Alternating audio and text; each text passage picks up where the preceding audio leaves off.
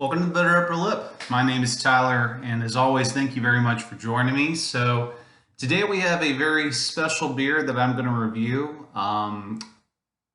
Early birthday present from my brother Samuel. So, he came down to visit me impromptu today, and he actually bought me a growler full of beer. So, today we're going to be reviewing a beer from Buckball Brewing out of Copperhill, Tennessee. This is going to be their McCulley Mountain Mild. It is an English style mild ale. It's about as sessionable as they come, folks. Only 3.9 ABV. IBUs come in at 21, I believe. So appropriate to the style. And just poetically enough, 64 ounces of beer, you might just be able to have this be an all-day single serving for yourself. So this was filled just today. I just broke the seal on this right before starting viewing, so of course it has not been opened yet.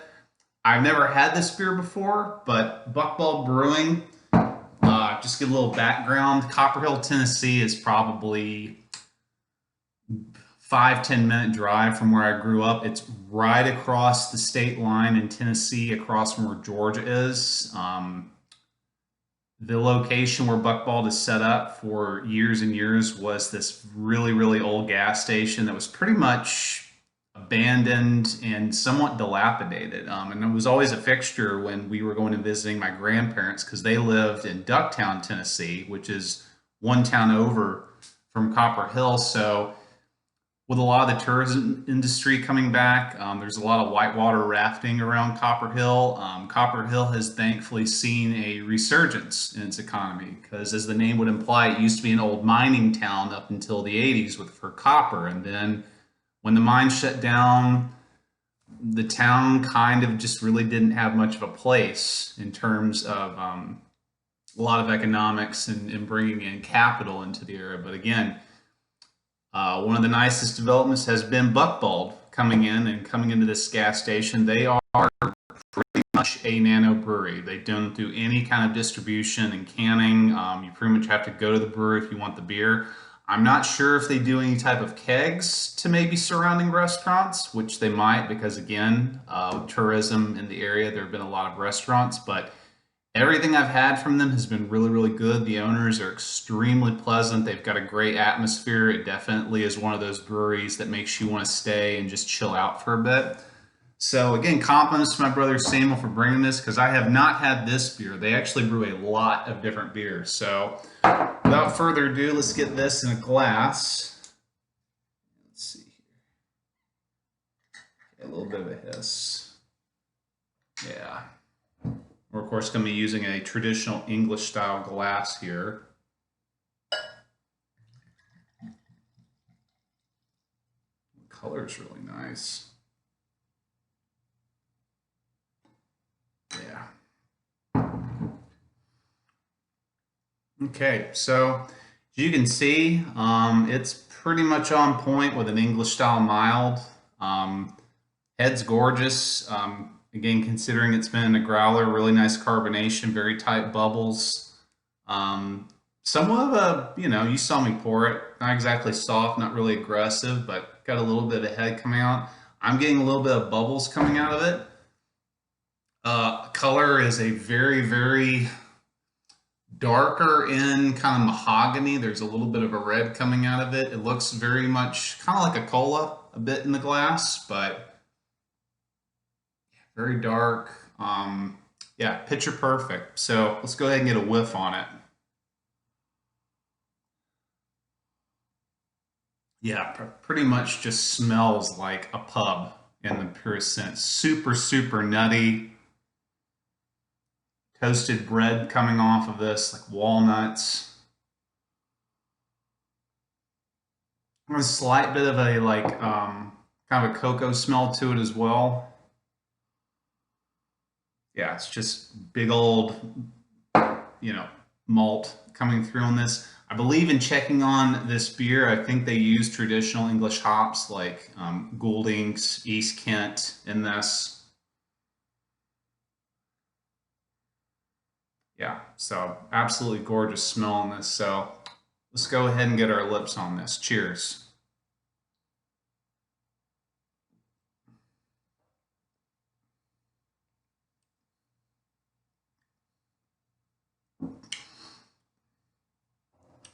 Yeah, very nice.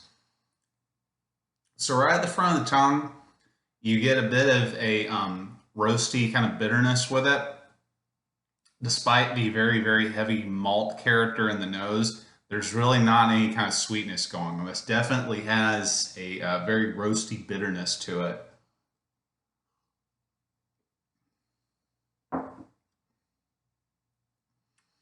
Yeah, pretty much from the front, middle, and back of the tongue, there's a rolling bitterness going on in this. Um, Back of the tongue, that bitterness starts to open up a bit more, and it's starting to taste like almost slightly overdone toast a little bit with that bitterness. I'm giving some of that kind of characteristic English hop presence in it, but again, the English hops, there's not really a huge bombastic character, not at all what a lot of people would expect from like American hops.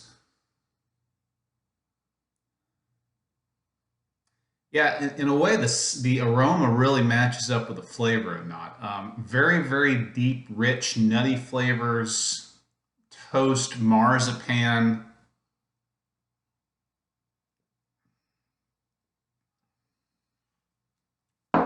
Yeah, very heavier, darker type of bread flavors. I'm not getting like a cracker, um, anything like that. Like it's like deep, dark toast. And some of the nutty character, it's going to be something more akin to having like a walnut or like a Brazil nut in a way. Like there's not this lightness like an almond or a cashew or anything like that, or even like a pecan. There's a bit of that kind of almost astringent kind of earthy bitterness that you get from like eating like a fresh walnut is what it reminds me of. Carbonation is really nice. Even coming from the growler, it's very, very light. Um, with the flavor, there's still a kind of a nice lingering going on with it, which I actually like with an English beer like this. I don't want it to have a nice like clean wash like a Pilsner or a lager or anything like that. So there's a nice presence in your mouth. Like it reminds you that you're drinking a beer. Um, and I almost want to say too that with the bitterness, there's almost a bit of a restraint quality into it. So like I've got good general sips right now, but I feel like if I had like a big mouthful gulp of it, it might set over a bit too much, and it's going to start tasting more akin to a bitterness like overly done coffee or something like that.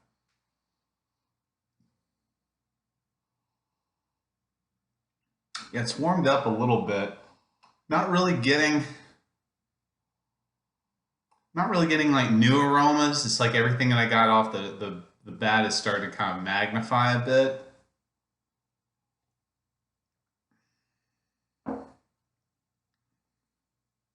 Mouthfeel is very light, um, medium light. Again, appropriate with this style. It's not surprising at all with the mouthfeel.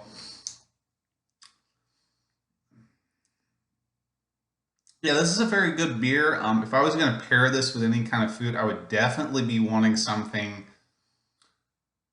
like a big stew, maybe like like a burger of some kind.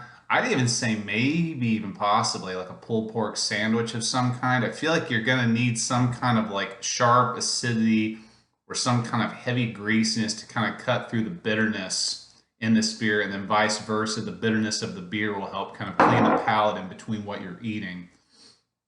I would not be having this with anything that was light, like a salad, a fish sandwich, um, maybe anything like a French fries, possibly. If you had, especially if you're someone that likes putting malt vinegar on like your French fries, I could see that. It seems like you need whatever you're eating that you need to have some type of complementary haymaker of a flavor or some type of umami to kind of go with this beer.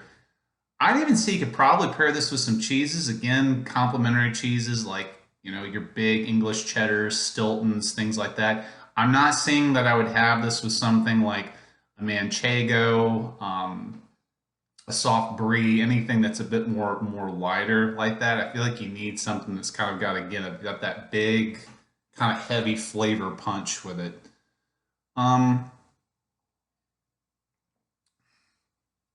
I keep pausing because I'm trying to really. So this is a good beer. Again, it's a good quality beer. The one problem I have with it is that, as delightfully sessionable as it is, this is not a beer that I would realistically see myself wanting to have two, three, four of these at a time.